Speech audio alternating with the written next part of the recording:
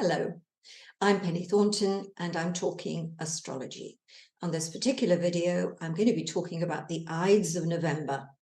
Now, a lot of you may only know the Ides or remember it in that very, very famous line from Shakespeare's Julius Caesar, beware, beware the Ides of March. And of course, Caesar was assassinated on the Ides of March, which were actually the 15th of March. Now, in the Roman calendar, the 15th of the month or middle of the month were known as the Ides, only they did vary. There was also the 13th of the month, and that is indeed November. The Ides were on the 13th of November. So although, yes, I mean, I have given this kind of a dramatic title, it isn't necessarily so that whenever you get the Ides connected with particular configurations, they're always very, very bad news. But I would look at this particular set of configurations around the time of the new moon in Scorpio on the 13th of November. And I'm going to go right the way down through to the full moon of the 27th of November, which happens to be in Gemini. So I'm taking a real look at the middle of November all the way through to the end of November, because it's coming across as such an incredibly important time for all of us, one way or the other. Now, the other thing I want to say before I begin, even though the title is a little bit spooky or a little bit dramatic, treachery and tragedy, you know what I'm like. I'm not an astrologer that I'm not a fearmonger. I don't like to do forecasts that are fearful, but I am a realist, and I like to look at the astrology and take away from it something that we can work with. And there is never, ever one way to interpret something.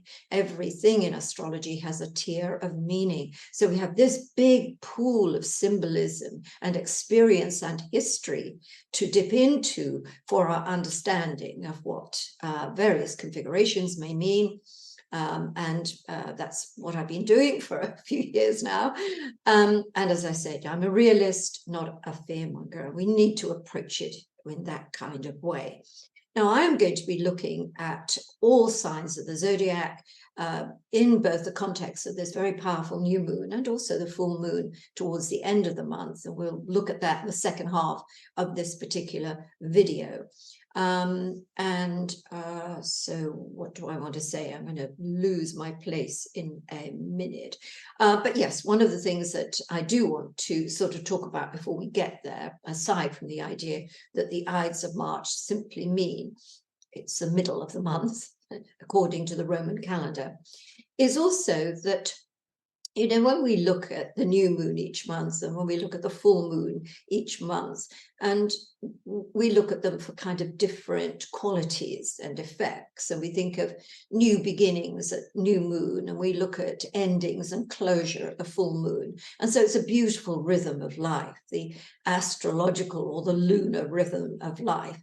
But it's a little bit more important than that. I mean, the reason the moon is so important to us is that it's our closest celestial object. And of course, it's tied into Earth's movement. It's our satellite. And of course, the sun is the other hugely important celestial body. Our star is where we get heat, light, and life from. So the idea that when the connection between the sun and the moon, new moon, full moon, is happening, that has much more of a bearing on our response to situations and the fluctuations in life. I mean, I often use the idea of the full moon in the pull of the tides, and then I align that to the idea of the emotional tides of our bodies and why we become a little bit more stressed at full moon, and why all sorts of things at full moon tend to happen more often. The births of babies, for instance, there is more post-operative bleeding at a full moon. And so you can see the kind of idea of liquid and birth and all of these things, very lunar kind of qualities. But again, it's more important than that, because there's a couple, well, a new moon and a full moon every month. Sometimes we might get two if one happens on the first of the month and another, 30, on the 30th, for instance, we might get two full moons or two new moons. But really and truly, it's how that new moon or the full moon fits into the general picture of what else is going on in the cosmos at the time, because everything is always different. It's a little bit like a kaleidoscope. Remember those little things, little toys we had as children? I don't know whether they still make them, but you had a kind of telescope looking thing which you would look at, and every time you turned it or shook it, a whole different formation came into view, and it was a mesmeric kind of thing. And that's really what astrology is like. I mean, you're never going to get exactly the same snapshot every time. So every new moon and every full moon, even if it's in the same sign as it was 12 months before, is going to come against a different kind of background. And the reason I am looking at this November, and I've called it the Ides of November, with this sort of emotional kind of spooky sort of feeling to it, is that this new moon is not just on its own. It's up close and personal to Mars. We've got a big Sun, Moon, Mars cluster, or stellium, as we say, and they are absolutely at the opposite point of the sky, the celestial sphere, to Uranus. And Uranus is that planet of shocks and surprises. It's controversial, it's quirky, it's different, it's explosive, it's eccentric. And you have a new moon like this, so you've got the Earth, the moon, and the sun all in alignment, and at the opposite point of that is Uranus. You have to know the sparks are going to fly. And when we think about that, we think about everything that's going on in our worlds, whether we have something very exciting coming up and we're looking at the middle to end part of November and thinking, oh, goodness, that's going to tie in with when I do X, Y, and Z, or whether we're looking out on the world stage and seeing all these things happening in different corners of the world and thinking, oh my goodness, what is going to happen at this particular point in time? Just to give you a few facts, the new moon takes place on the 13th of November at 9:29 in the morning GMT. You can make the adjustment for that. And when we come to the full moon on the 27th of November in Gemini, then we're looking at 11:17 in the morning. And in fact, I think I set that for a different part of the world. Let me just check where I set that for. Kiev. So that means it's a couple of hours earlier in terms of GMT. But we'll look at these charts in a minute, and we'll get an exact kind of look at them. The other thing I want to point out is that the new moon on the 13th of November, this begins another cycle. It begins a cycle of 6 months to the following period when the moon will, there will be a full moon in Scorpio. So they're like a kind of bookend. And that's going to be on the 23rd, 24th of April. So that's going to be an important cycle to look at. And whatever your sign of the zodiac, so to speak, and whatever you know about your chart, we can just look at what happens in this mid-month period and think, okay, did anything happen at this time? Because in 6 months' time, there is a denouement, there is some kind of closure, or there is some kind of development that moves it on to another stage of whatever that new beginning was. And the other thing, when we're looking at the full moon, we're looking at the, the full moon in Gemini on the 27th of November, and that actually goes back. Its beginning was on the 18th of June this year, 2023.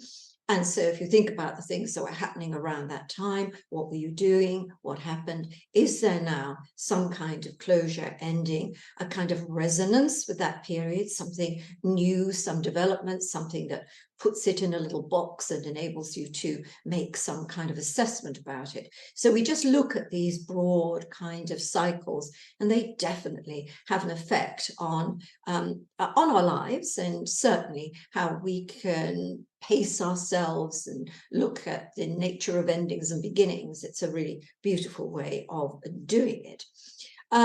So again, before I get into looking at how this new moon looks and how the full moon looks in terms of what's going on in the cosmos, I want to talk just a little bit more about the planets, because planet Earth belongs to a family, a solar family, solar system family. We're another planet. We're along with Mars and Mercury and Venus and Jupiter, Saturn, Uranus, Neptune, and Pluto.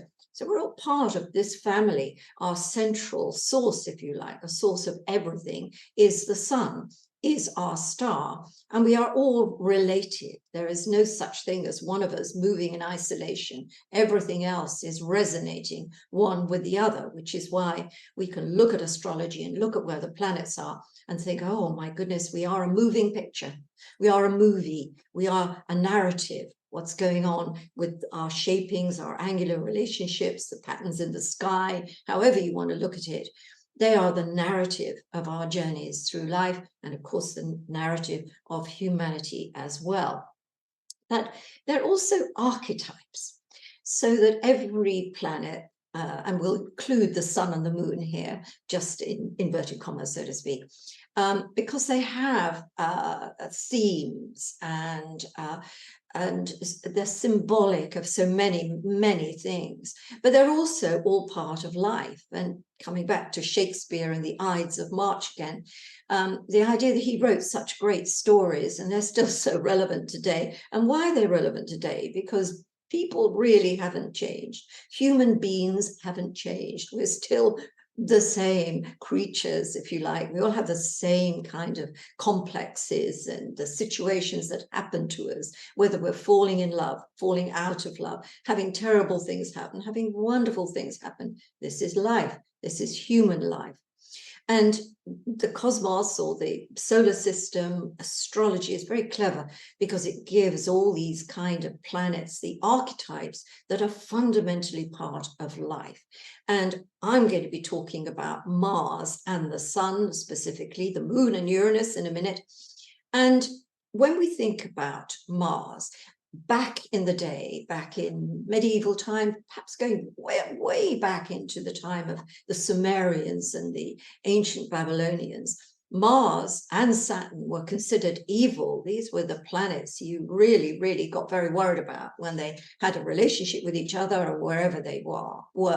It was a sort of born under an evil star, so to speak, if you were Mars and Saturn. But as we have moved on in time, and certainly as astrology has become more psychologically based, we look at the planets as in a different way. And so Mars is really an expression of who we are. When we think about the principle of Mars, the warrior of the planets, if you like, we go back through myth, the war, the god of war, so to speak. Then we all have Mars within us. We all have anger. We all have energy. We all have drive, ambition.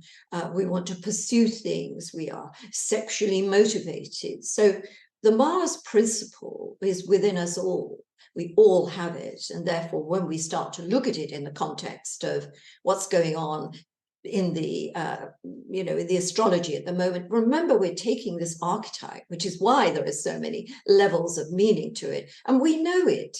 It is part of us. We are Mars, we are the sun, we are Mercury, we are Venus. All these things are common experiences, both in terms of our character and also in what happens to us. So I thought that was a very important thing to sort of get in place before we start looking at what's going on. So what I'm going to do now is let us take a look at this new moon chart, and I'll give you a kind of heads up as to what's going on. So as you'll see from the horoscope here, that I've set this new moon picture, so to speak, the moment of the new moon, from the point of view of Reykjavik in Iceland. Now, the reason I've chosen Reykjavik, hello there, Reykjavik, hello, Iceland. The reason that I've done this is that we really do see quite dramatically why this new moon is just such a talking point. And the reason is, if we look at the horizontal line across the center of our circle, we see the sun underneath it on the left-hand side, the moon underneath that, and then Mars up close and personal in that little trio of planets. And if you look along to the opposite side of our circle, we come to Uranus at the very opposite point. Now, this is the reason this new moon in Scorpio is so powerful, and why a lot of things are going to change big time for all of us in some regard around this time. But of course, when we think about all the things that are going on in the world right now, I'm recording this actually at the end of October, so you know, our ongoing situation is this continuing war in Gaza, which is very concerning and very dark and very difficult to watch the footage of. And I think all of us are worried, you know, where it will go to. And of course, at the same time, we've lost the plot a little bit with Uranus and Russia, because they've been forced to take a back seat. But that too is going through some very, very intense fighting and all sorts of very, very difficult times for the Middle East, for Israel and Gaza, Ukraine and Russia. These are the center of all this very explosive kind of astrology. And of course, we can see it in terms of other things in life, politically, whether it's in America, whether it's in the United Kingdom, whether it's over there in Australia, or indeed in Scandinavia. There's a lot of protest, there's a lot of argument, division. It's across the world in one form or another, and we have that in our own lives. And even if, as I often say, we've got some great things to celebrate in our own lives, wonderful things are happening to us, there's still something in our lives that is causing us a lot of anxiety and grief and frustration. And it's part of the human condition at the moment. We have to handle it individually as best we can. And as I always say, that then contributes to the greater picture of mankind as it moves through this very, very dangerous and difficult time. So let me point out to you some other things in this chart. Don't get sort of too hooked up about the idea that Neptune down there in the 5 o'clock position, which is hugging the IC, the Imam Kohli, the base of the chart. We're not going to try to take very much away from that position, whether it is for Iceland, Reykjavik being its capital, that, although it does suggest that there probably is some trouble at home, probably politically more than anything else, but let's just put that on one side for a minute. And we could say, oh, well, look how nicely Neptune is trining 120 degrees away, angle of harmony from the Sun, Moon, and Mars, and therefore it is sextiling it, another angle of harmony to Uranus.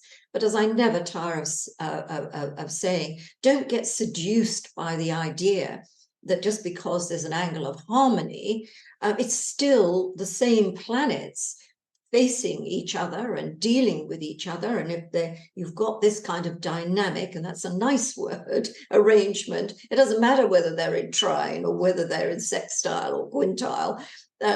Basically, we've still got a bit of a problem. And that's really how we need to view that. So the Sun is about 2 degrees away from Mars, maybe even, well, just a little over a degree and a bit. So it's very close and very closely opposed to Uranus. And it will be exact, the Sun will exactly conjoin Mars on the 18th of November. So we may indeed see a little bit more in terms of the aggravation and the controversy and the upsets as that week goes by. It may not be exactly on, you know, the 13th of November. We might see something becoming a little bit stronger as we get towards the weekend. But things really, really change once we've sort of moved away from the Uranus position. And so that's going to take us probably about 8 days to move away from there. We'll move into a different kind of atmosphere. Because as we begin the week of the 20th, for instance, we start to get Saturn in the picture. And I'm going to move on now just to take a little look at the picture of the full moon so that we can see perhaps a little bit more clearly where Saturn, if you like, takes over from Uranus. And we can see here in this particular picture, and I have set this for Kiev or Kiev, the reason being that I think this period of November is going to be crucially important to the Ukraine-Russia conflict around this second half of November. But if we look here at the full moon, we can see Mars quite close to the midheaven there, the midheaven, running across 28 of Scorpio, 28 of Taurus is the icy. As far as you're looking at it, it's in the 5 o'clock position. And we can see here the sun is still quite close to Mars as it opposes the moon. But what's really in the mix here is Saturn. We've got Mars squaring Saturn and the sun squaring Saturn, and that will have happened a few days before. And that is a very, very different dynamic. If Uranus is short, sharp, and shocking, explosive, fiery, then the sun and Saturn is like something going thud.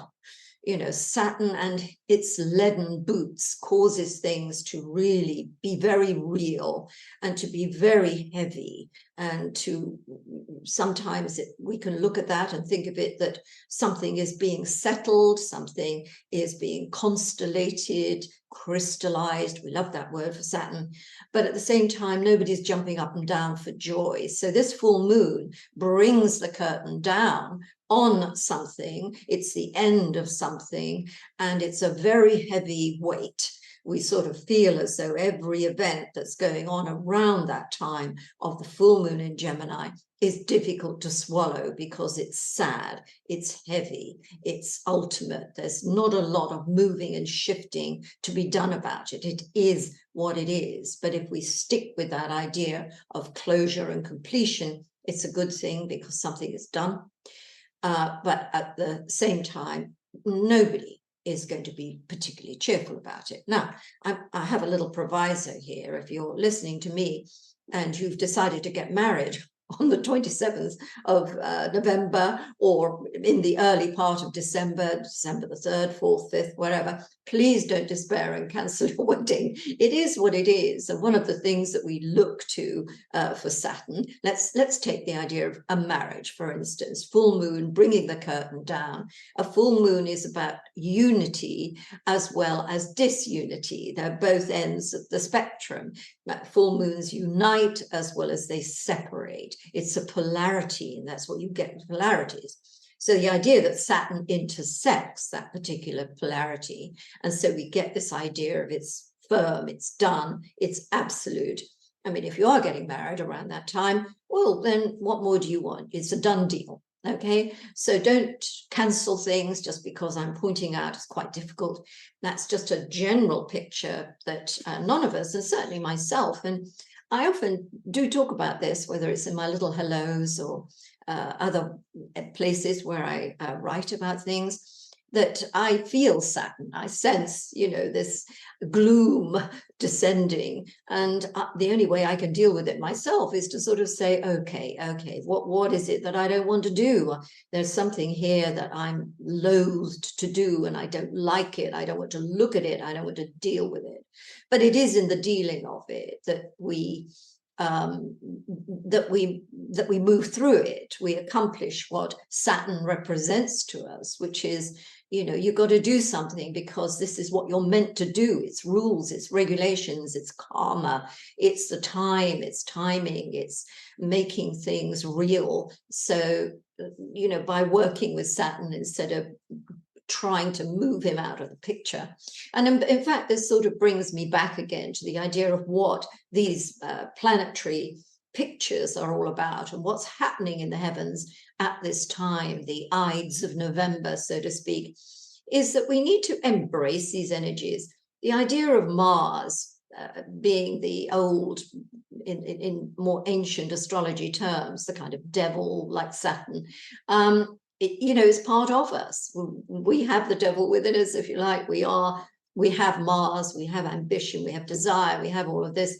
And it's by sort of embracing this and accepting that we have these things and working with that planet or that planetary alignment that, you know, makes us whole, that we're dealing with everything. Same with Saturn. I mean, if we don't address Saturn, we keep keeping him out of the room, pretending he's not there, well, that's the worst thing you can do. It's like being isolated by people, by being ghosted or shunned. You know, we get very, very cross when nobody's speaking to us or nobody's looking at what we do or addressing us. We come on and we want the attention.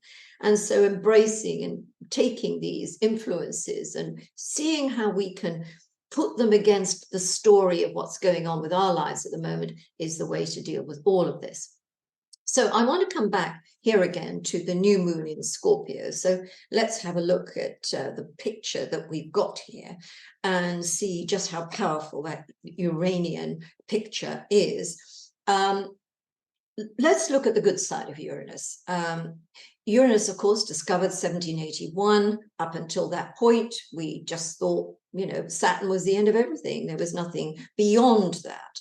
And Saturn, of course, is about limits. That's why we understand that you can only go as far as the boundary says you can go with Saturn. But hey, guess what? 1781, Uranus popped up, and the Industrial Revolution and all those great revolutions taking place all over the globe, French Revolution, you name it, all of them. It was a very revolutionary time. But of course, with revolution, we revolutionized our way of living. And that's what Uranus does. Uranus says, look, this old way won't do anymore. Hey, embrace new technology. Let's do something in a new way. And that's why also Uranus is the planet of technology. And when we get a Uranus transit, it's sometimes a very good idea to purchase new technology or to get to grips with technology. And we need to remember that almost everything in our lives, if it's a machine, whether it's a washing machine, whether it's a fridge, whether it's a car we drive, has a computer in it somewhere. So we need to embrace technology every bit as much as we need to embrace Uranus. And I have 3 B words that I use for Uranus: breakthrough, breakdown, and break up, the 3 Bs. So these kind of experiences tend to happen around the time of Uranus. I have used the adjective fiery for this combination, the new moon opposing Uranus. It's a fiery new moon. We've got the spirit of fire. We've got things being very fiery in life. And of course, sometimes we do get explosions and things that definitely reflect that Uranian energy. As much as we get those great scientific breakthroughs. But I want to take this picture here. We've got the sun, the moon, and Mars all around that 2022 of Scorpio. And at the opposite side of that, we have Uranus at 21 of Taurus. Now, let me just go through a few important people who have planets around that 22 degrees of the fixed signs. And let me just reel them off to you. Prince Charles has his sun at 22 degrees of Scorpio. It is his birthday on the 14th of November. So his birthday this year falls on the ides of November. Now, Prince William has his Venus and Chiron at the opposite point to that, a little bit wide of the mark, around about 25 of Taurus.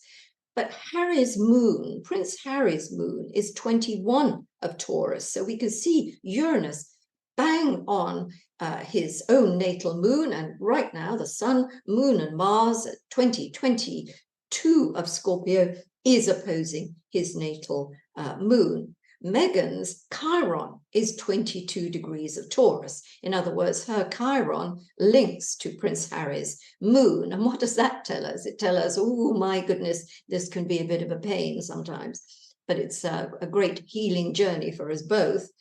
Maybe we'll get into that another time. But also we look at Princess Kate's, Princess Catherine, her ascendant-descendant axis also picks up this 2020 of Scorpio. So we've got a lot of our royal family, a lot of key members of the royal family, not the also-rans. We've got center stage going on here. And I believe that this period around Charles's birthday is going to be really, really kind of important for the royal family and for Charles. And I know there are some rumors doing the rounds at the moment that he is going to decide to abdicate in favor of William at some future date. Is this possibly the announcement of that, or is this just, you know, putting 2 and 2 together and making 5? What I would say about Charles, and you know, I've talked a lot about Charles and the abdication and his resonance with his great uncle, Edward VIII, who abdicated, and, well, you know the story. So I've always thought there's abdication and crisis always linked to Charles. And in many ways, that he was crowned, and of course he was crowned earlier this year, was something of a coup, because astrologically it was always a little bit maybe, maybe not. So the idea of this possibility of saying, you know what, I'm going to bow out when I'm 80 or 85, you know, whatever he chooses, in favor of William, which is why you've got William all caught up in this as well.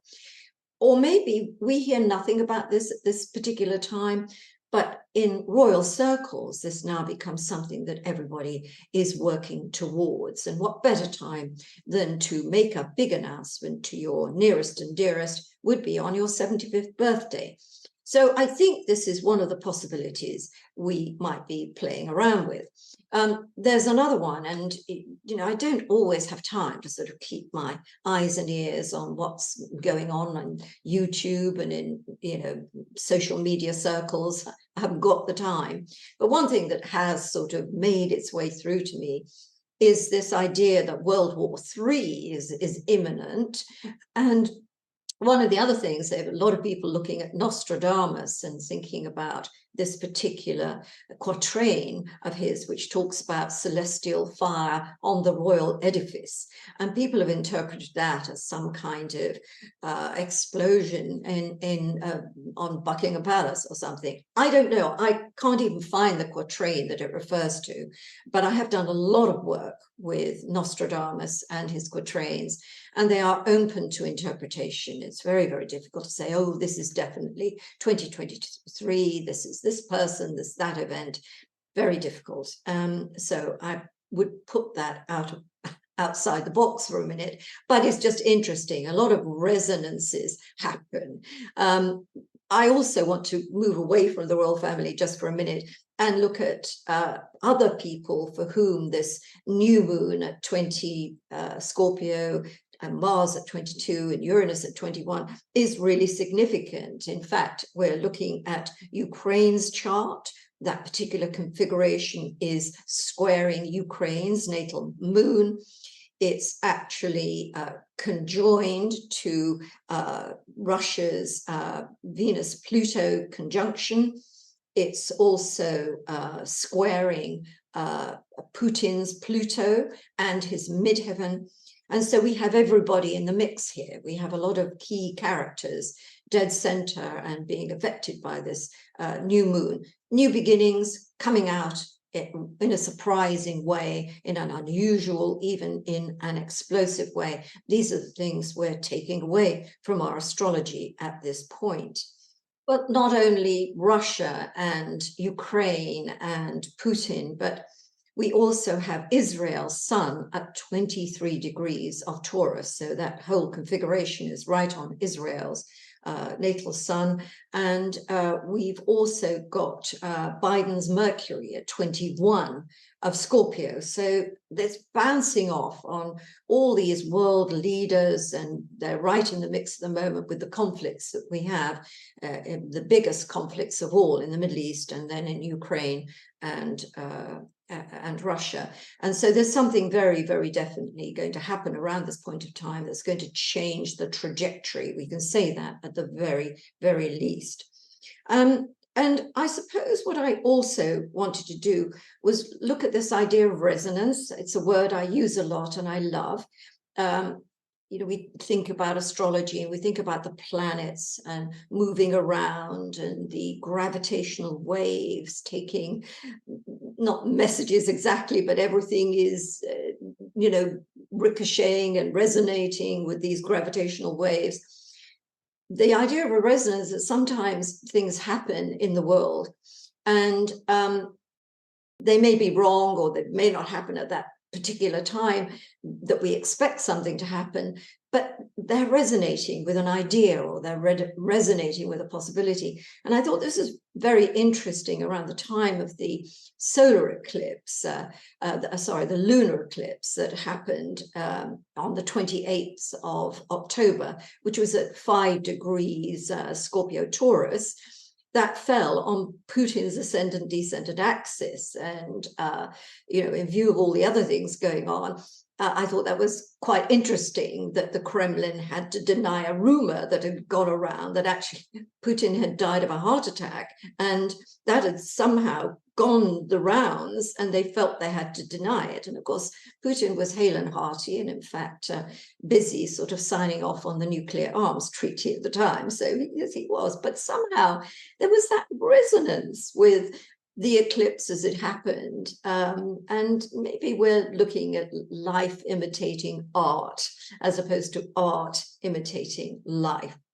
So anyway, I'm going to move on now and start to look at these configurations in terms of your sun sign, or of course, if you know your ascending sign, especially if you know the degree of your ascending sign, you can really fit these configurations into the houses, and then you can play around with the timings that are always printed in the directions box, and you can listen specifically to what your ascending sign is and where these configurations take place. So without further ado, let's go ahead and look at it sign by sign. So I'm going to start with Scorpio. And as we can see from the chart that I've drawn here, I've drawn the new moon in red and drawn a line from there to Uranus, so you can see exactly where this configuration is taking place. And I've also looked at the full moon, so we've got the sun and the moon, in this case, in Scorpio's case, going from the 2nd to the 8th house, squaring Saturn in the 5th house. So you can really immediately see the dynamic that you've got going, Scorpio, in your own situation. Or if you've got Scorpio rising, you can see the same thing happening here. So the new moon conjunct Mars in your 1st house is all about me, not me, Penny Thornton, you as me. And it is about my personal life. It's my personal goals. It's what I personally care about. And it can have a lot to do with your image and your appearance as well. But it's more, I think, to do with what you are personally responsible for and what you can bring about personally in your life. So you've got a new moon conjunct Mars. If we look at that piece of the puzzle, we can see that you have a lot of ambition and a lot of ability to go for what you want to go for. And going on the attack is the phrase I would use with this. The idea that Uranus is at the opposite point of the zodiac to those trio of planets, so to speak, shows that there is an unpredictable edge to everything. So that new beginnings for you, new chapters that come about at this time, come about in very sudden and unexpected ways. And they can be destructive if they're not handled carefully. Now, there is nothing you can do, Scorpio, about an event that happens that changes something. Something gets upset, something gets broken, something changes and it can't be fixed. You can't do anything about that. What you can do is, in the wake of it, make some choices. So what this new moon conjunct Mars is saying is make courageous choices. This is no time for a weak tea solution to anything. You've got to grab something by the throat and deal with it and have the courage of your convictions. Change isn't always easy for Scorpios. because you like to be in control and you like things, you like to know where everything is, you like it to be in a place where you can trust it and it can be stable. And this is absolutely unstable. Things are out of your control. But that isn't a cause for panic. That is a cause to wait and see how the pieces fall to earth, whatever gets broken or blown up or things that happen. Wait until everything's settled, because once it's settled, you're going to see how things really look. And you might find, you know what, I like this better. This is a better picture for me, and I'm going to be able to work with this. So rather than roar into action, a knee-jerk response to something that happens in your life or your relationships, think instead about, let's wait and see how this plays out. Let me sleep on it. Let me think about it. And then I'll take a courageous action that's going to change things for me. Now, if we go a little bit further forward and we go, as I always say, the new moon, although it happens on the 13th of November, on the ides of November, it's actually got a 2-week cycle. So it's the whole principle of what I'm talking about personal responsibility, about taking action, about things to do with you as a person, your appearance, the influence you have on your life. That's a 2-week cycle. Although it's strongest, obviously, at that particular point. But 2 weeks later, the sun will have moved into the 2nd house, and the moon will, of course, at full moon, be in the 8th house, and both of them will be angling Saturn in the 5th house. It's a very powerful configuration. It may have a lot to do with money. So that what's happening at this time is a settling of the accounts. You know, I talked about the curtain coming down on something, about unity and disunity. It's about closure. And so this first and foremost has to do with money. So it may be simply closing an account, or maybe you're being forced to close an account, or something's happening to your finances that you have absolutely no choice about. It's got to be done. But let's also think of crystallization with Saturn, that beautiful word that sends us an image of a snowflake with a beautiful crystalline structure, that you can put things financially onto a really, really good structure, something that will last, something that will prove to be supportive to you. And it isn't just about finances, is it, Scorpio? It's also about who you are as a person. And remember, the new moon was about that. So maybe there is a bit of a wobble going on here about, I'm not being treated as I expected to be treated, and I'm all over the place by the fact that this has happened to me. So the full moon squaring Saturn says, come to ground, come to look at this, accept it, deal with it, look at it in a way that you can consolidate things and move on from there. And of course, we then have another 2-week period for that full moon. And yes, Saturn, is it really important? Saturn is on the cusp of the 5th house. Does it have anything to do with your children, or does it have to do with your inner child, or things that bring you joy and creativity? Yes, it might. But let's look at the two extremes here: consolidation and also limitation. So we're playing around with those two themes. It will be what it will be, Scorpio. But my goodness, you're equipped to deal with everything. And remember the very powerful symbol, which is the phoenix rising from the ashes. And if ever there was a picture of a phoenix rising from the ashes, it's this one. And remember, you will reinvent yourself and reinvent any part of your life that is going to change radically at this period of 2023.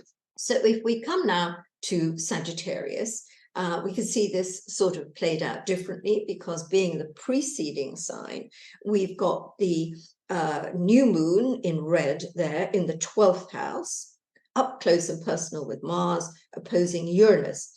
So this is really about awakening, Sagittarius. What's happening to you now is all sorts of things that have been lying dormant suddenly start to come to life. Now, the first place they may come to life is in your dreams. Suddenly you wake up the next morning and you think, my goodness, what was that dream about? And if you're lucky enough to have a partner or someone in the house that's sympathetic to your dreams, I would recommend talking about it, the images, the things that you see in the dreams, the emotions that that dream evokes, because this is the unconscious mind warning you about things that are around and likely to now manifest. And of course, when we look at that powerful full moon coming up, the sun will be in your sign, the moon in your opposite sign. So we're going to come to some kind of conclusion. And in the 2 weeks before that full moon, there's going to be a lot of preparation going on. So those intimations of change, those feelings that something is happening, if only you knew what it was, how could you fix it? How could you prevent it? How could you make it happen because you want it to happen? All those things in that 2 weeks of the new moon cycle are going to start to manifest themselves either at the time of the full moon on the 27th of November or in the following 2 week cycle. So you're dealing with new beginnings. These new beginnings are going to be rocket powered. You didn't expect them. They're going to come out of nowhere. Are they going to change your life for the better? Well, why not? But are they, in the meantime, going to destabilize it a lot and make you feel as though things aren't what you want them to be? Probably. But remember, there is a continuing story here. And as the dust settles, as you get used to the idea, oh, this has changed. My goodness, I didn't realize this was going to happen. But hey, guess what? Now at the time of the full moon and moving on from the full moon in the waning cycle, then you start figuring out, I can do this, that, and the other. And you know what? It's perhaps something that is going to work better for me ultimately. Relationships are in the mix here. So is health and work. Health, work, well-being, relationships. This is all in this new moon, Uranus, full moon, Saturn mix. So it is a time of endings and beginnings, of shocks, of all sorts of things happening in a great sudden moment, awakenings, epiphanies, and things either breaking up, breaking down, or breaking through, one of those 3 Bs. And as I said, if you don't have a knee-jerk response to whatever the information you're receiving or the things that are happening in your life, don't have a knee-jerk response. Wait until the dust has settled, and then you'll be able to make or draw to some kind of sensible conclusion and a long-lasting, sensible, conclusion with Saturn in the mix, either at the time of the full moon itself or in the following couple of weeks. Incidentally, I think if I'm right here, I just want to just quickly check, but yes, on the day of the full moon itself, Sagittarius, Mercury is squaring Neptune. So it's a bit of a foggy day. Well, it might be a foggy day, but what I mean is that there could be some foggy thinking around that time. So again, even though the full moon is a time of consolidation and conclusions, again, waiting a couple of days for it to fade away is probably a good plan. So now we come to Capricorn, and for you, Capricorn, the new moon and Mars, you can see that little cluster there, in your 11th house, opposing Uranus in the 5th house. This is all about collaborations and creative endeavors. And I think, the 11th house is a rather, misunderstood area of the horoscope. People don't know what to do with it, really, because if you're not going to join a group or you don't collaborate with anyone and you don't care about teamwork, you're thinking, what's happening with my 11th house? What's it there for?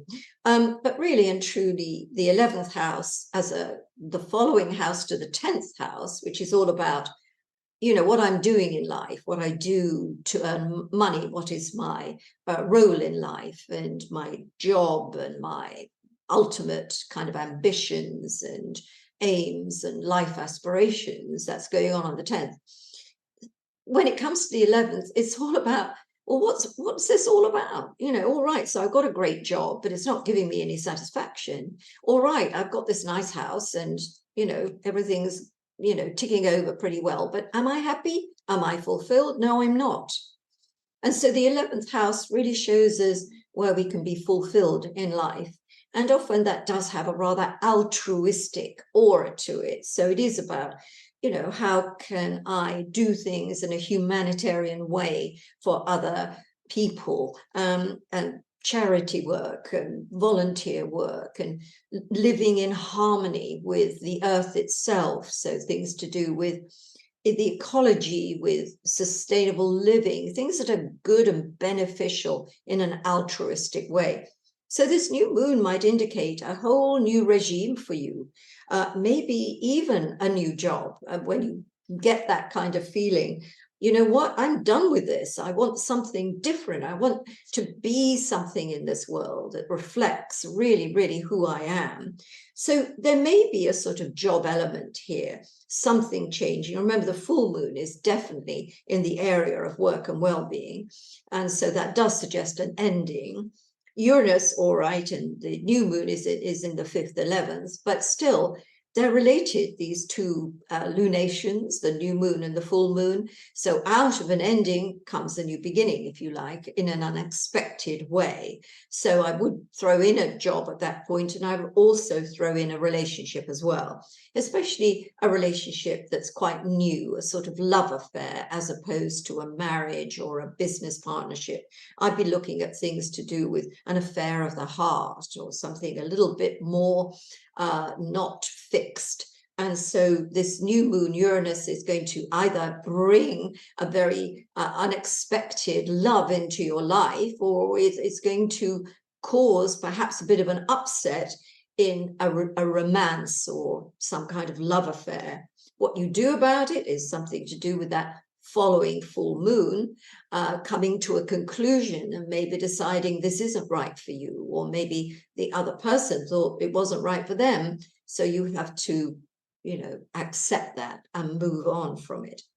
I think always when planets, and certainly the sun, is moving through the 12th house, Capricorn, and that's going to start from the round about the 20th, 21st of November and go on to your birthday time, which is the 20th, 21st of December. You need to be a little bit more careful of your health. And I think that full moon squaring Saturn on that health axis, that's certainly something. If you're not feeling well, don't push yourself, you know, rest up. And if you've got an injury of any description, don't go running a marathon on it. You know, take care of yourself, wrap yourself up in cotton wool, because what will happen around that full moon Saturn is that any weaknesses at all are going to be brought into awareness, and it's going to be more difficult to handle at that point than if you'd taken some precautions a little bit earlier. One last thing about that new moon Mars opposing Uranus. I think here we might be looking at, not, of course, this doesn't apply to everybody, but sometimes it is about birth. So it's an unexpected baby arriving, or some unexpected enterprise, offer, project that can come into being on that new moon. But remember, it's got Mars in there as well. So often it's creating a conflict, even if ultimately it's something great and good. So now we come to Aquarius. And when we look at Aquarius, we're in the 10th house of life aspirations, life goals. There's a question, or there's something we always look at with the 10th house, and we think, where are we going in life? You know, what are we trying to achieve? What is it that we want our life to look like? As an extension of ourselves, first house, the 10th house says, well, how do I want this to look out there in the world, so that other people look at what I achieve, what I represent, what I stand for, what my role is. So the idea here of a new moon would be to say there's a new chapter coming in regard to your role in life. And of course, you can have a role as a parent, you can have a role as a dentist. It's how you play around with these themes. The fact that Mars is in the mix means it's either something that you are feeling embattled by. It's not something you're necessarily terribly happy about, the idea of a new job or new circumstances in your existing job. You're not necessarily thrilled to bits with it. Or it may even be that there is an opposition to your ambitions, so that instead of you being able to achieve what it is you're wanting to achieve, you've got something, some very large obstacle denying you that fulfillment. And what it says, Aquarius, is, you know what? Maybe you were barking up the wrong tree, and it is time to change that goal, that aspiration, that thing that you had in front of you. It was not right. It was never going to come right. And the opportunity now is to do something completely different, or to go back to the drawing board and completely redraw it. That's necessary. And maybe there are some upsets in your career. Maybe there are some upsets on the home front, because Uranus is, of course, in the 4th house, whether that is disruption going on because you've got the workman in and you've got all sorts of things happening in the home itself, and it's not conducive to peace and tranquility. Or you've got upsets in terms of the family, something going on with a member of the family that's causing all sorts of controversy and upset, concern, you name it, all those kind of things. But by the time we come to that full moon, and we think there is the sun in the 11th house, there is the moon in the 5th house, there is Saturn in the 2nd house, what we've got here is that whatever gets thrown up in the air around the time of the new moon in opposition to Uranus, whichever goes kind of stir crazy or turns upside down, by the time we get to the full moon of the 27th of November and the waning cycle, which goes from the 27th of November right through until, do my math here, somewhere like the 10th of December, somewhere around that time. Well, that's an opportunity to really consolidate things. Remember, Mars is a great consolidator. We put things together under Saturn and we make them last. So whatever you can't do or seems undoable at the time of the new moon opposing Uranus, by the time we get to the full moon and the full moon waning cycle, then you're going to start to be able to fit the bits together and make something more coherent out of whatever has happened. And, you know, we look at this and we can see Pluto so nearly at the very end of Capricorn is going to still be dodging around those last degrees of Capricorn next year as well. But we're so almost out of this Plutonic phase. And I know it's been so disruptive. And this Uranus story that we've got going for us around the Ides of November is a different kind of discomfort. But ultimately, everything that's going on right now is going to create a new palette for you. And ultimately, you will be happy about this, even if it's causing unhappiness at this point in time. So let's move on to Pisces. So with Pisces, we've got this new moon and Mars opposing Uranus from the 9th house perspective. And when we look at the 9th and 3rd houses in astrology, we're looking at travel and communications. And the first thing that this says to me, especially in light of what this season is all about, where the new moon itself on the 13th is none too distant from Thanksgiving, and of course the start of the holiday season. And this may have a lot to do with plans and travel arrangements for that holiday period, for later on in November. Remember, the new moon cycle is a couple of weeks. So is going to take us through to Thanksgiving. And if you are traveling, going somewhere, or people are coming to you, it might be a really, really good idea to be very flexible with those arrangements, because I'm not saying it will definitely happen, but when you've got Uranus and a new moon and Mars, one of the areas that are vulnerable to all sorts of blips, if you like, is anything computer driven. So we've got things to do with air travel in particular in the midst there. So there could be quite a lot of problems with travel in general and air in particular.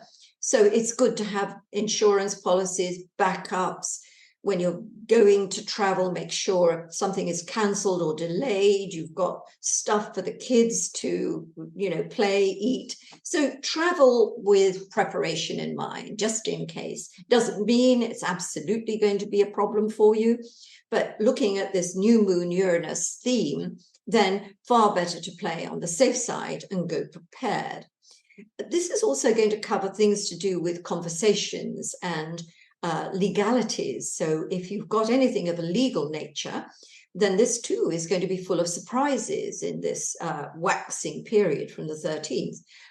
Maybe there's going to be a break in some kind of case that you're currently going for, something you didn't expect.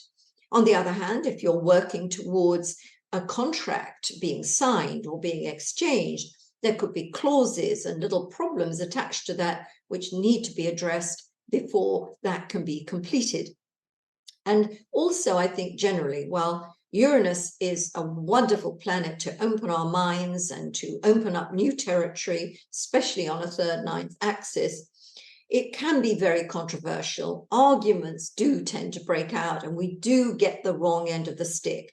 So I think certainly around the 13th and the days after that, the 14 days to the full moon, be aware that perhaps there is a little bit more likelihood of arguments and upsets happening, and to be a little bit more accommodating and understanding. The full moon itself, quite an important full moon, as you can see, because you have Saturn in your sign. And remember that Saturn is at the very beginning of Pisces here, and it is forging a square to the sun and a square to the moon. And you can see this quite dramatically here, picked out in blue. And this is all about where am I going in life and where have I come from and why is it that I'm not very happy about it? So it could be problems with the home, problems with work, and the feeling that, oh, is this such a, responsibility, or it's a duty I don't want to deal with this. But of course, as I said earlier in my first part of this video, with Saturn, you have to embrace Saturn. You have to, go at it and say, yeah, I'll deal with this. I'll take this responsibility on. I'll deal with this thing I don't like. And then you complete it, and it becomes something that, adds to your experience and your bank of knowledge and information and your resources as well.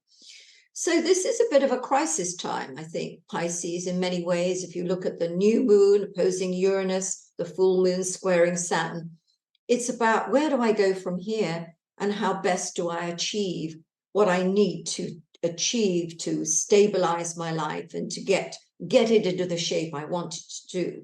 Well, of course, there have to be changes. That's what Uranus has been telling us.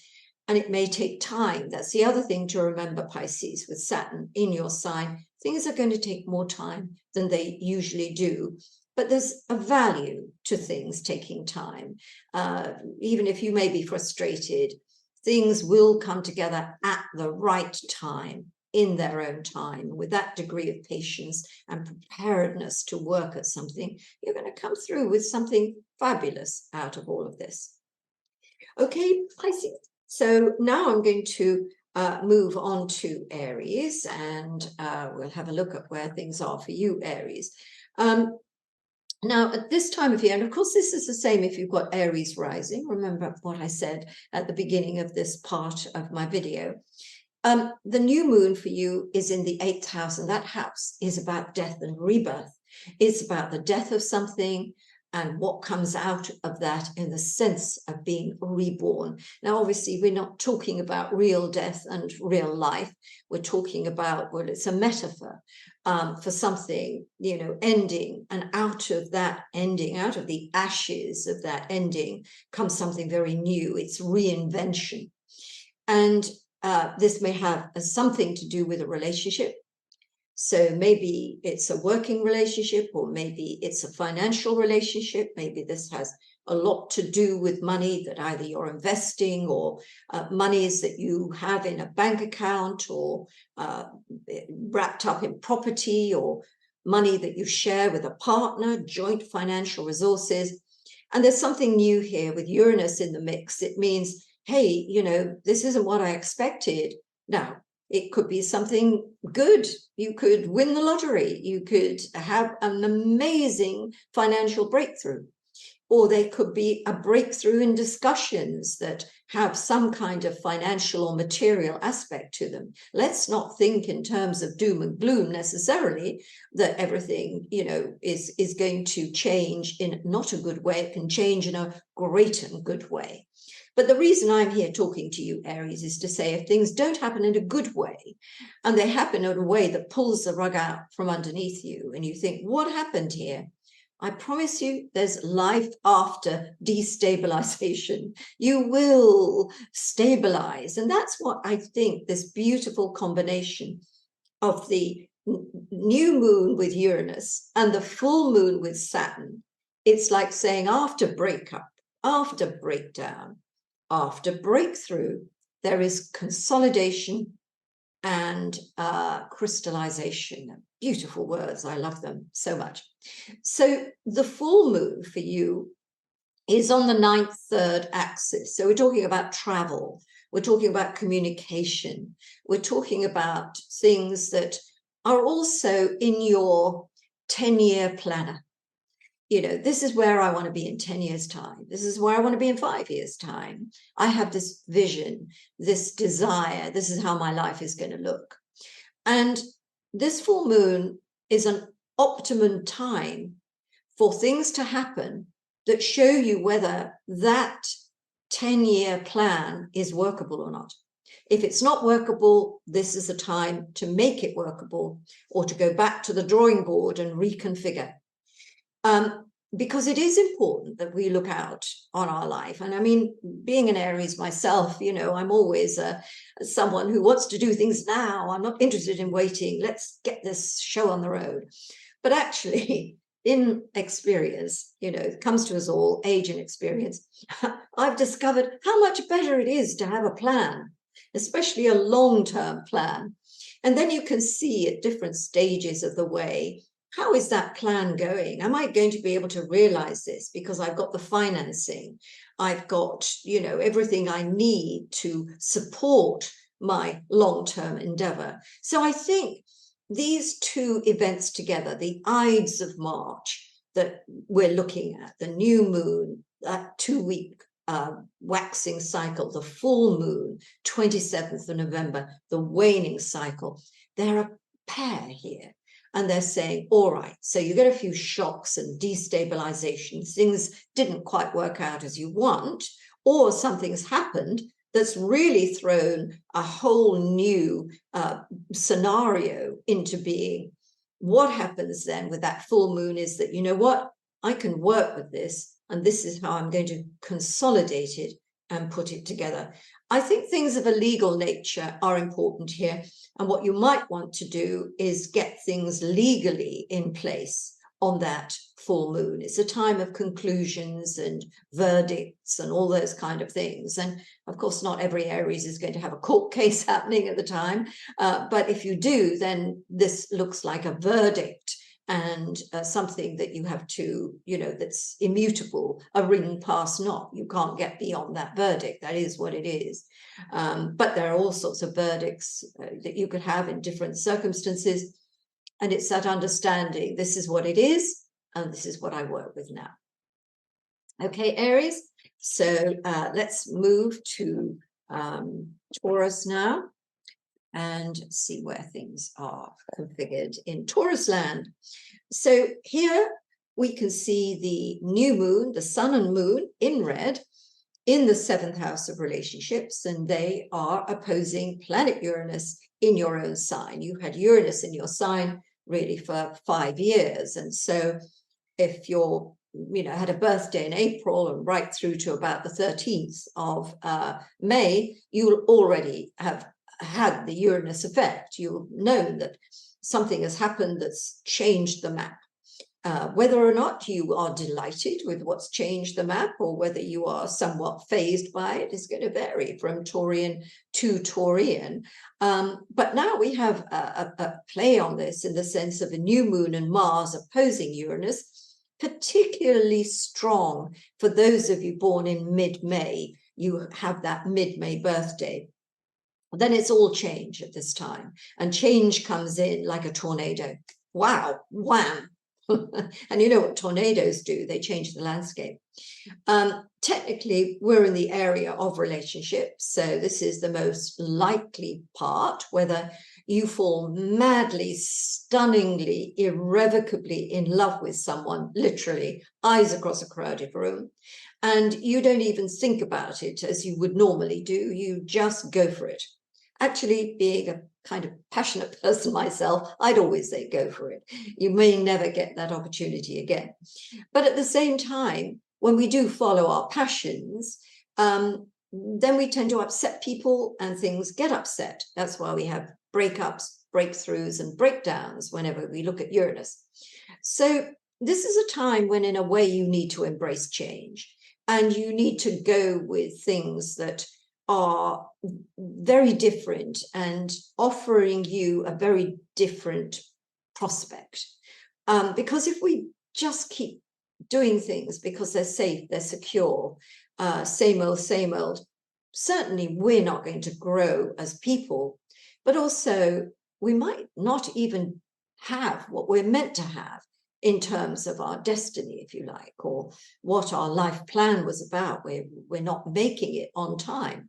Or if it's clear that we're not where we should be, then the cosmos takes over and just rips the contracts up that we have with people or whatever. So it can be quite a destabilizing time for relationships. Maybe there are tensions between you and another person, whether this happens to be in regard to business relationships or whether it's personal and romantic and marriage type relationships. It's time for change. So put some fresh air in your relationship, allow it to breathe. You know, relationships are organic things. They need to develop on their own without being steered this way and that. Possessiveness is no good. You can't control another person. So just letting it go is going to be a good thing for a relationship at this time, whether it means letting the whole relationship go or letting things be in a relationship and seeing where a new kind of rhythm and texture for that relationship will indeed take you. So yes, there may be some upsets at this time, Taurus, but you know, nobody made an omelette without breaking eggs. It's that simple.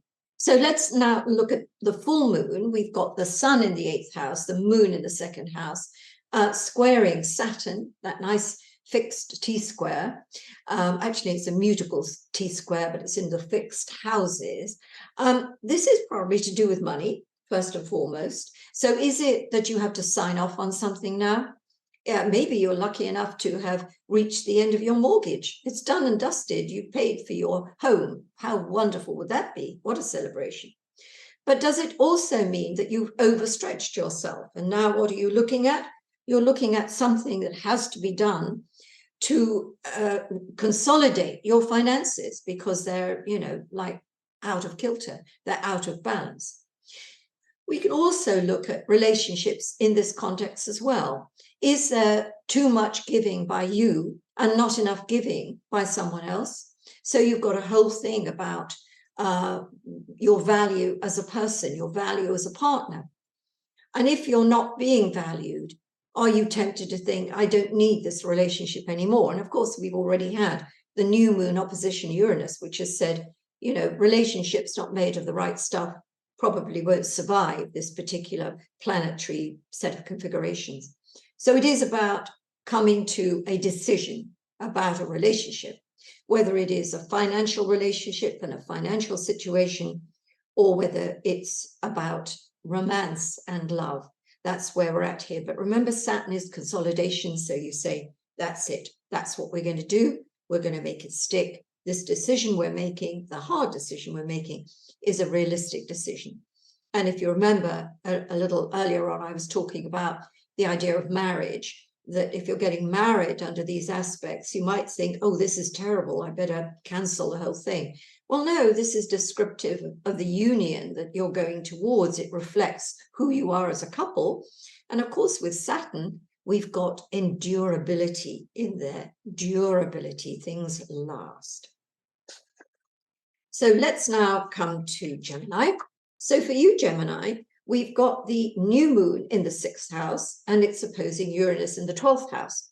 So this has a lot to do with the way life works and the way you work, both in the sense of your attitude to work and the way we come to work. You know, when we think about, some of us are very organized, we have all our paperwork in piles, we like to start at the right time, we take a break, and we're very organized about our work, whereas some others of us aren't at all. We like come to things in the moment, we allow the moment to rule us, and that kind of governs how we work and how we feel comfortable working. That's what the 6th house is about. It's about systems, about how we work.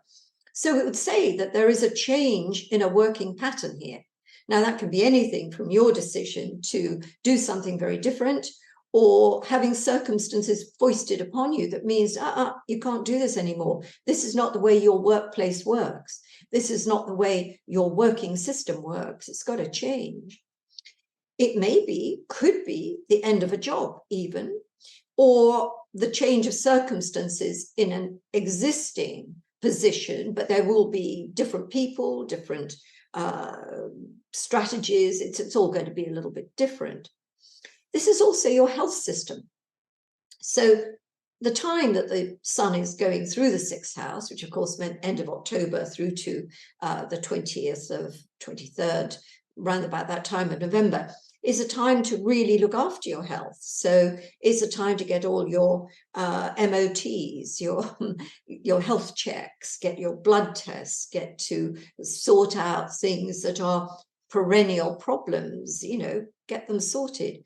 Because what also happens when you've got a configuration like this, Sun, Moon, Mars, opposition Uranus, is if there's a weakness in the system, then you're going to find out about it, and therefore it could potentially upend, you know, something that you wanted to have happen. You are unable to get to it. Something has changed that plan that you had. And if we go forward now and we look at the full moon, the sun in the 7th house, the moon in your sign of Gemini, squaring Saturn in the 10th house, then here we have something that could be relationship oriented, that maybe some of the things that are forging a lot of change and the unexpected and also causing complications for you are other people. So you don't necessarily have to be in a long-term relationship with them. They're just other people causing problems or getting in the way of your plans, or not really helping, not being conducive to help. And when you think about Saturn, a long-term resident going to be in your 10th house for another couple of years, on the one hand, it's helping you build your future. It's helping you to create a platform for your talents and all the things that go towards what you do in life in terms of your ambitions. It's a good thing, but at the same time, it's going to continue to throw up problems and obstacles that you have to go back and, you know, refine them and strengthen your weaknesses. That's what Saturn is all about. So you may become aware at this full moon of the weaknesses in some of your plans, and that there are some material problems, or there are issues with a relationship. But you know what? That's what it's about. Nothing is a smooth ride if it's going to be long-lasting and important. And it's at this particular time, the full moon, 27th of November, right through that waning cycle into early December, that you get to put signatures on paper, or you get to decide whatever's been thrown up into the air, if you like, now gets to come down to earth in a different form. And that's what we're going to subscribe to. You know, that's what Saturn is saying, create this now and solidify it and crystallize it. Okay, and on to Cancer.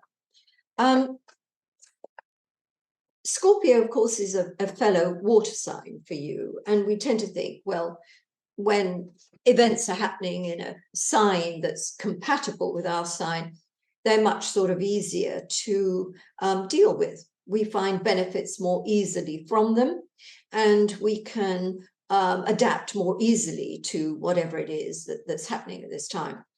But you know, what I think of as being more important is not necessarily the sign itself, it's where it's falling in your natal chart or in your solar chart. If you only know what your sun sign is, then it's Cancer, and we're looking at it from a Cancerian perspective.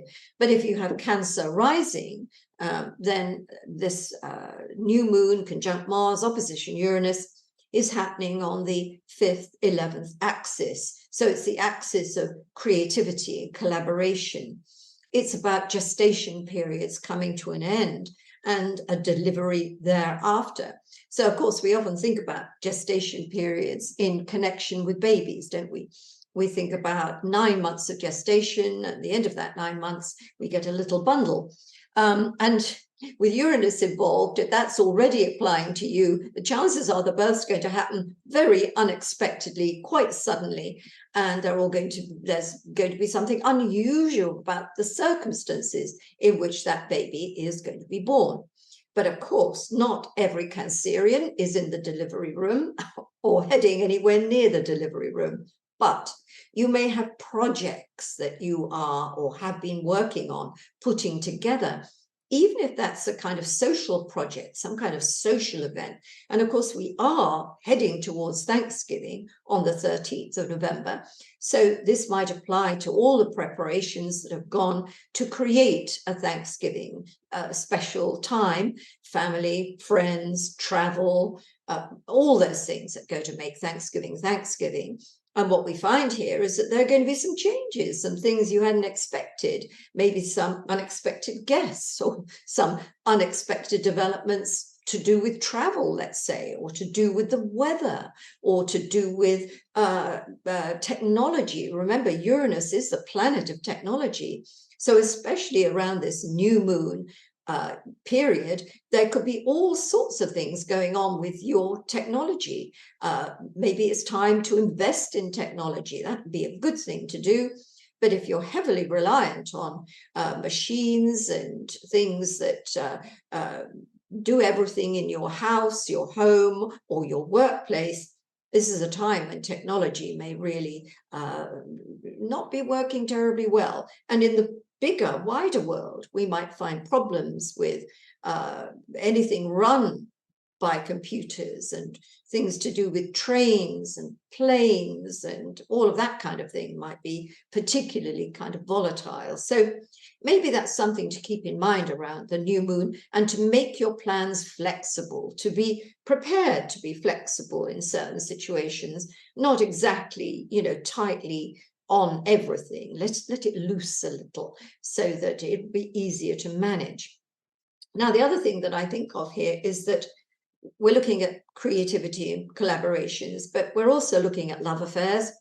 And if a love affair begins at this time, which it could, and remember, we've got a 2-week window here, something from the 13th through to the 27th, eyes across a crowded room syndrome, that relationship, that love affair, whatever it is going to change your life. You will never be the same after that.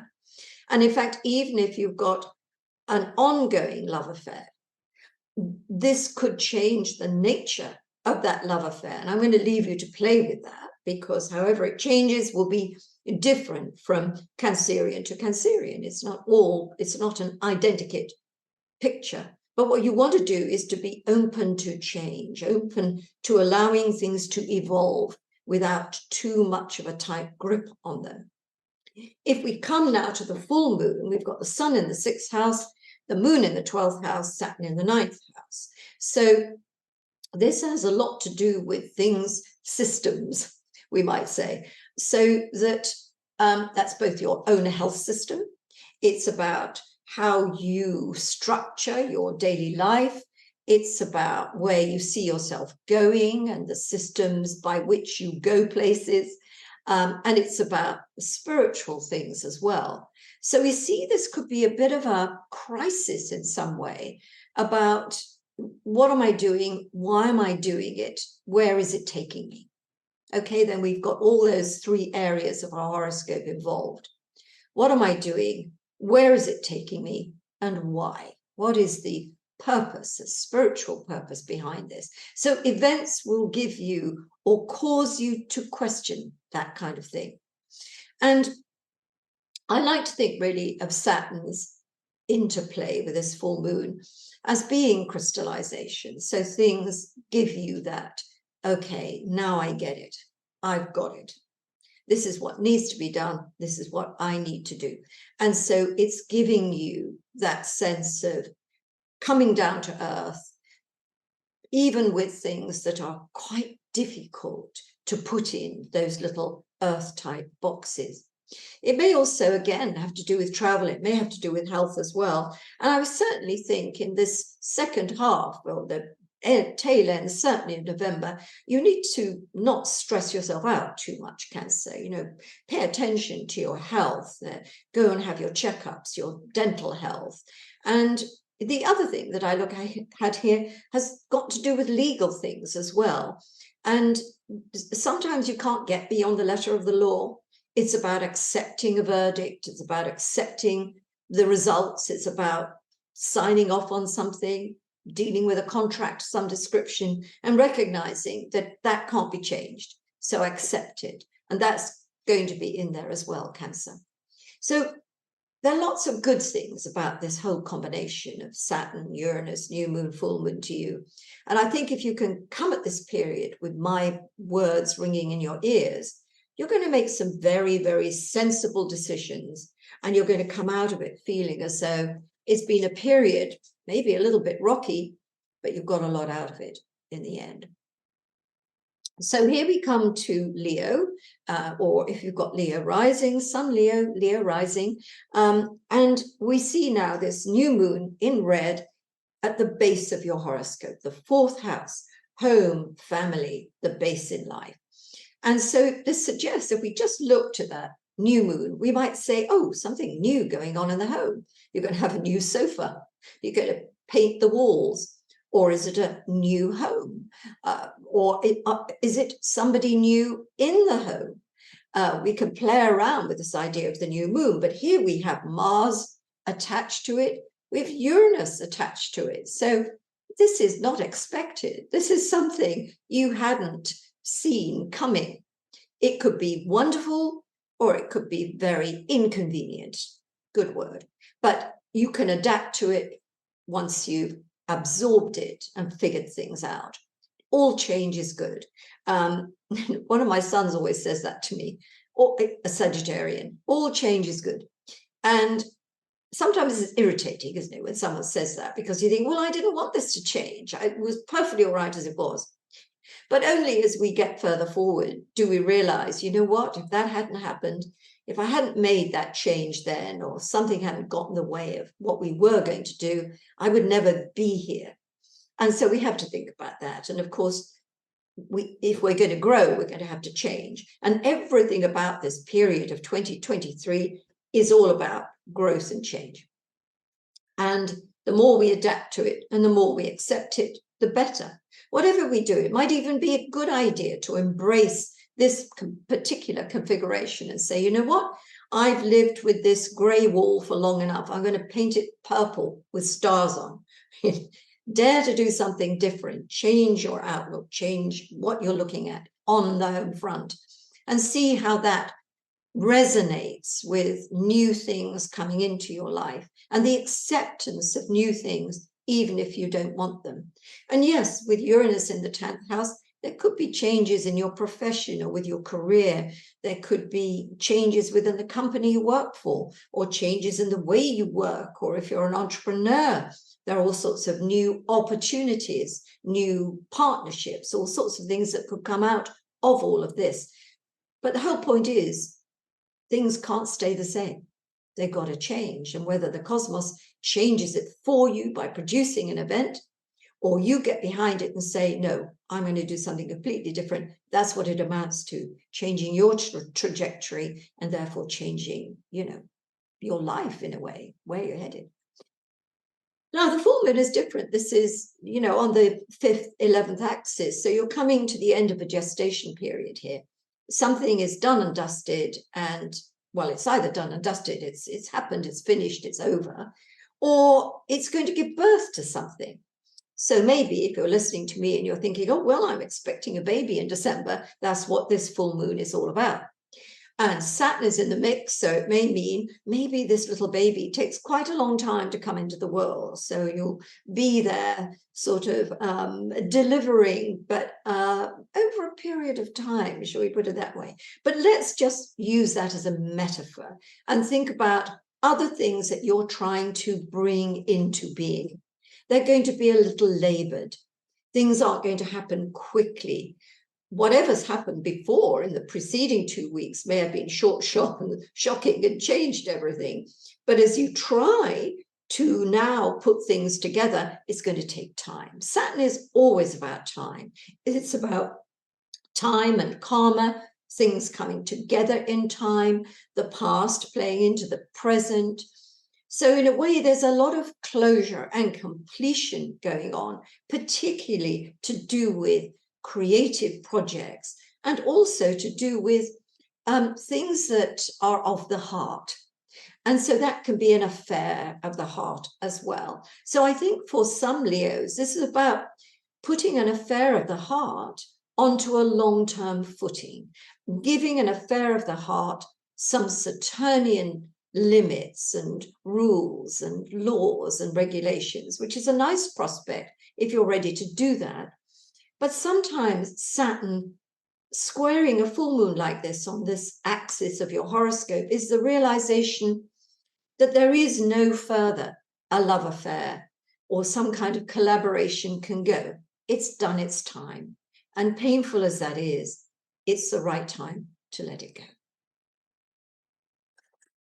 So here we go to Virgo, our penultimate sign. And here we have the new moon, pictured in red here, opposing Uranus in the third house of the horoscope, the third ninth axis.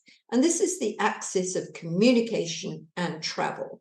And when you think about learning, what we learn takes us somewhere, doesn't it? We add to our bank of knowledge and experience, and we can use that to go further. So that's how learning and knowledge comes into this axis every bit as much as getting on our two feet and walking somewhere, getting in a car, flying somewhere, boating somewhere, that we go and get a new outlook. We add to our experience by changing our environment or our neighborhood or our country. So it is about travel. It is about widening the view. It's a new moon, so it is something that might come about unexpectedly, allied as it is to Uranus, so that the offer of a trip, perhaps, or some kind of opportunity is going to come about unexpectedly. But what it's going to do is change your outlook. And sometimes a change of outlook changes everything. Sometimes a journey changes everything for us. So there's lots of ways to play around with this kind of astrological symbolism. Of course, what we're thinking of here too is the idea that sometimes we need to think outside the box, that doing things the safe way, doing things the way everyone else expects is not necessarily the right way for us. And Virgo, you are a very kind of dutiful sign, and you do like to do the right thing, and you don't like to shock and surprise. And so having this rather shocking and surprising influence means, you know what, embrace it. Dare to be different, dare to shock a few people, do something that you believe will take you where you want to go. And that's the important thing. Play around with that terminology that I've just used. Use the experience to, this new moon, if you like, conjunct Mars, opposition Uranus, use it to take you where you want to go. And that will be an extremely good guideline for this whole period that we're talking about. One last thing, travel here. There could be disruptions to travel because Uranus is the great planet of technology. Things may go wrong, especially with air travel. So if you're flying off somewhere for Thanksgiving or you've got people coming, remember there could be some issues with travel. So just pop that in your memory bank. The full moon, very different. The sun in the fourth house of home and family. Moon in the 10th house of role in life, direction in life, Saturn in the area of relationships. It's going to be there for a couple of years. So this is about the purpose of a relationship, the purpose of a business relationship, the purpose of a relationship regarding work, the purpose of a family relationship, or the purpose of a relationship that impacts your family life or your career life. So it is about realities. Now, it may be that at this particular time, or, the full moon itself, or the days after it in that waning cycle, you come to the conclusion that a person or a company is the way you want to go. And so you're going to sign a contract. You're going to make a big commitment to that company, that organization, or that individual, or it's the reverse of that. And you'll think, you know what, we're done. It's over. I'm ready to move on. I'm ready to say enough is enough. So we're playing around with those two things.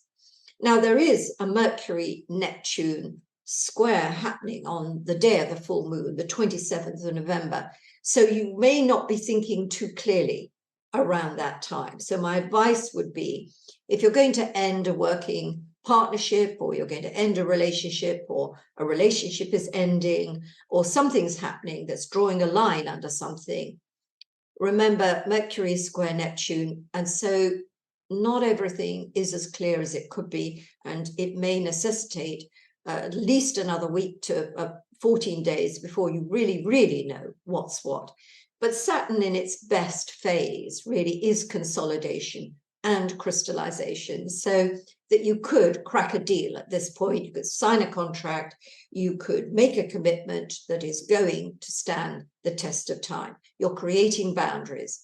But it's a mixed bag here, as you can see. Is Uranus bringing the new, the different, the unusual into your life, and you're applauding it, or are you not liking it at all? Is Saturn consolidating something and you're saying how wonderful, it's settled, it's done, I'm really happy? Or is something done and you're not particularly happy? It's going to be played in different ways with different Virgos, so to speak. Finally, our last sign, Libra. So for Libra, we're looking at this new moon conjunct Uranus, conjunct Mars, opposition Uranus on the 2nd 8th axis. And this is the axis of self-worth. So it has everything to do with how much you value yourself and how much other people value you. And it has a lot to do with money. How much are you worth? How much are you worth as a person? How much are you worth in terms of dollars, pounds, yen, whatever?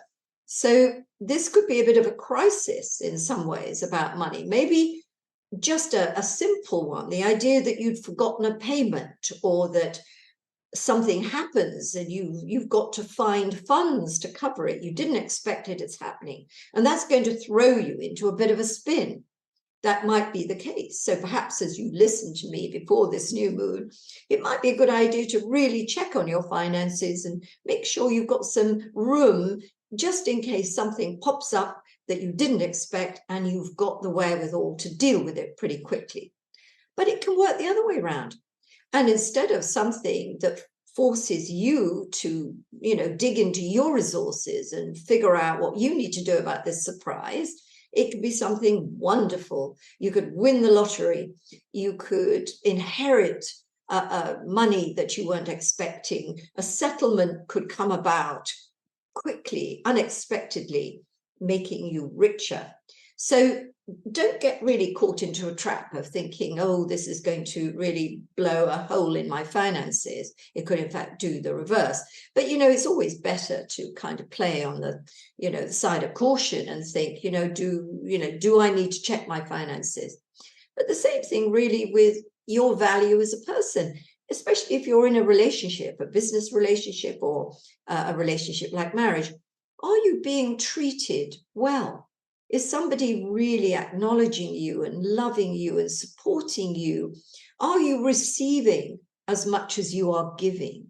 And that idea of receivership is also in with the idea of finance as well, isn't it? Are you on the edge of receivership? But it's an issue about what you deserve to get back, really. If you're giving, what are you receiving? So that new moon is playing around those themes in the events that are happening to you in this mid-month Ides of November period. As we move on to the full moon, the sun has now moved into the third house, and the moon will be in the ninth house. And the third house is about information, it's about travel, it's about learning, knowledge, communication, really big. It's also travel.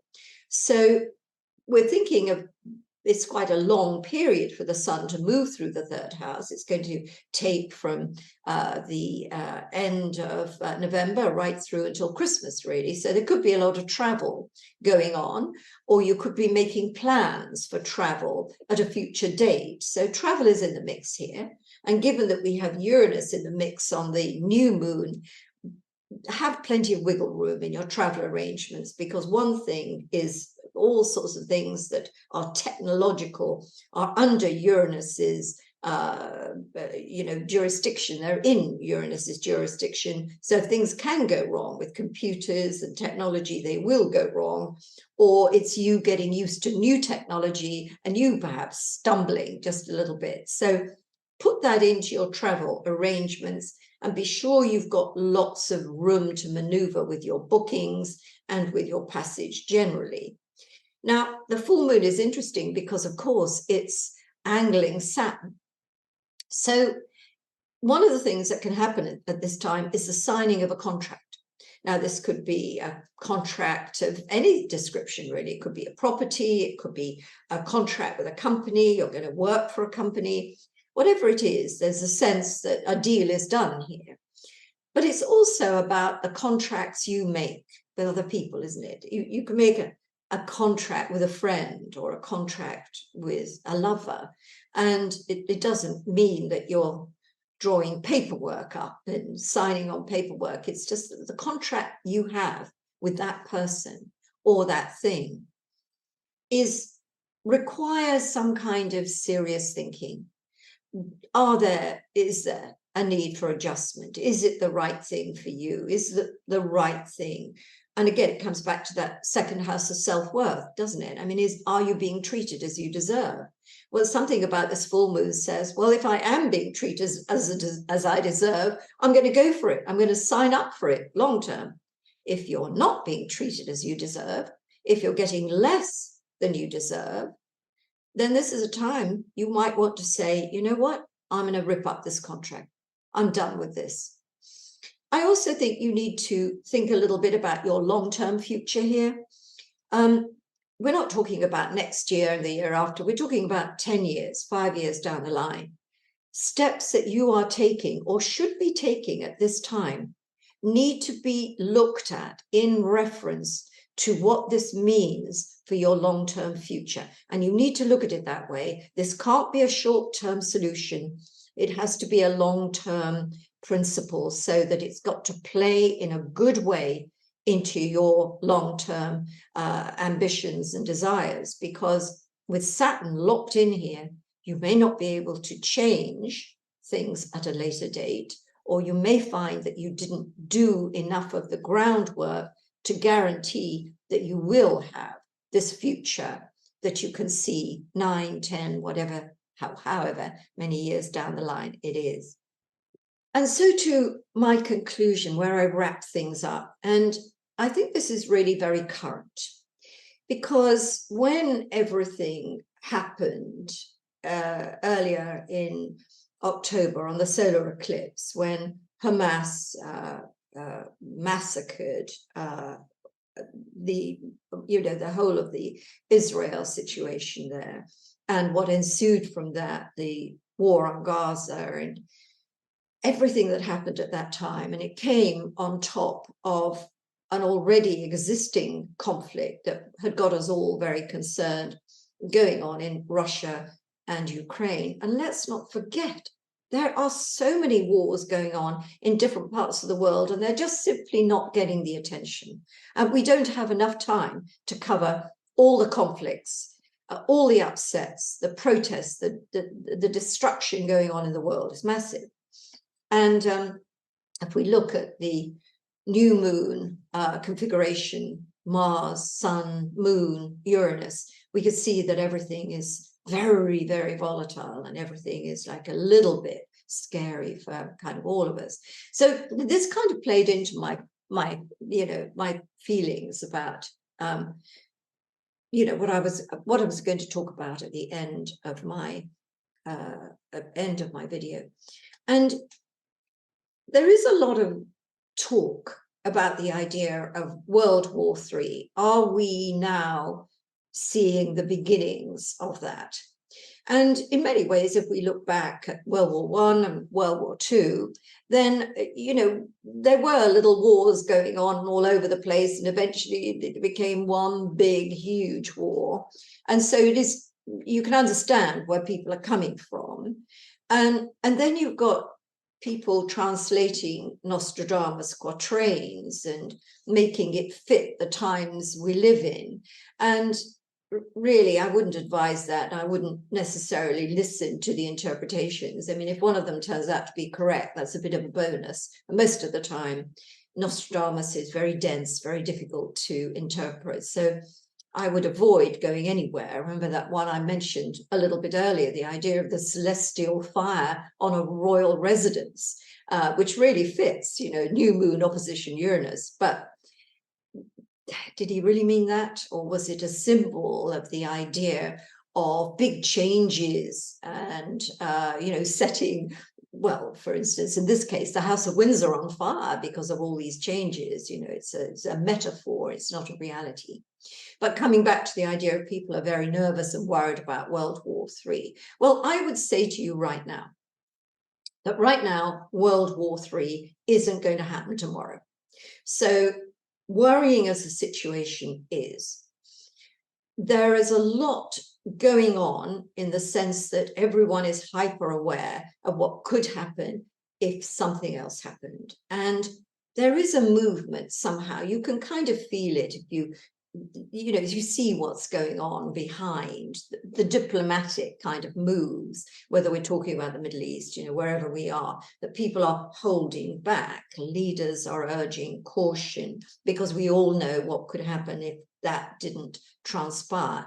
So I think there is this, I don't like to talk about this, change in consciousness or this moving into some other dimension or allowing some new energy to sort of stream into our world. I'm not sure about any of that.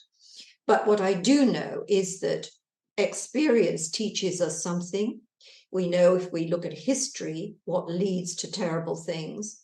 And therefore, our understanding of what could happen if XYZ did happen is a good thing. And it allows us to use restraint where we need it. And for the time being, this is where we're at. So don't lose sleep about World War III, even though this whole video has been about all sorts of kind of disruptions and volatility and change and acceptance and reality and all of that. It's been quite a long journey. That doesn't mean it is within us to make choices and to handle our small lives in a way that we're doing it in a much more kind of conscious way, where we're consciously aware of the impact we can have on our different situations. So that's really where I wanted to go. I wanted to go and say, even if this period of the year is incredibly rocky, and even if we see things that really cause us to worry about our future, breathe. We'll probably get through it just fine.